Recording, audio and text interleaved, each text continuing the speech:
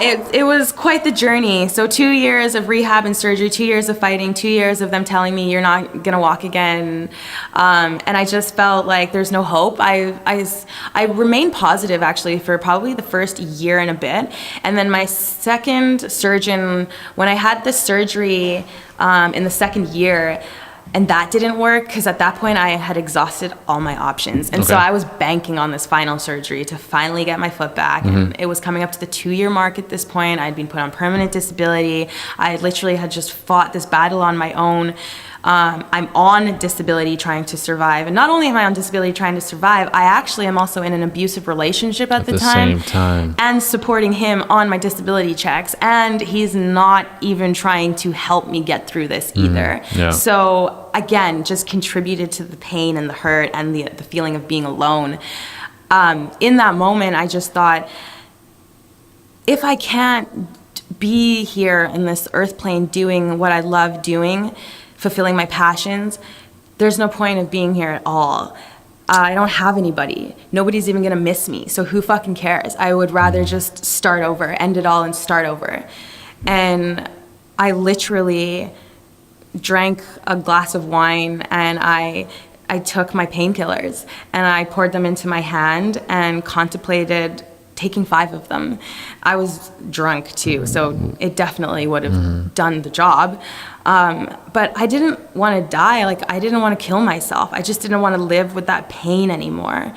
So I literally just collapsed on the floor. I put the pills on the counter, like threw them, collapsed on the floor. I cried and I just prayed. I prayed to God to just give me the answers to figure out why this is happening.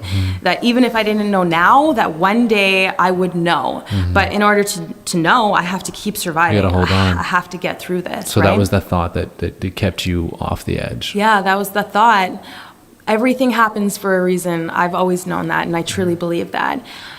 So I just thought, like, God has to have something bigger for me right now, and maybe I'm not meant to be this world-renowned stunt woman. Maybe I'm not. Maybe that's not my actual true calling and path, like I thought it was. I genuinely thought that was it. So I had to learn to mourn the life that I thought I had. It was a rebirth. Yeah, 100% a rebirth. And just learn to accept the life I have, and that's what I did. Even if the life you had was terrible. Even if it was terrible in the moment. And I wasn't sure of my future, honestly, but I knew that something had to come from this. So I held on to that literally 1 ounce of strength that I had in me. And again, I think that strength comes from the perseverance of surviving being disowned and just surviving my upbringing, my life. Everything. Yeah. I have that warrior spirit inside of me, and I drew on that and I used it, and yeah, I survived, and I continued on in rehab and showing up and trying to do everything I could to just get my foot back to where I could, so at least maybe I could walk again, I could run and jump again. Just booking a gig? Like, what was your goal? What was your one goal? Was it like, let me just take 3 steps, or what was it? My goal was to get my career back. I'm not gonna lie. Sure. So even when I was in a wheelchair and they were like, you're not even gonna walk, I'm like, I'm walking and I will get my career back. But I'm gonna double Holly Berry, I am, This is gonna come full circle, this will. But then again, you have those moments of, no, this is not, because they're telling me this, and I feel alone and I'm scared and I don't know what my future is.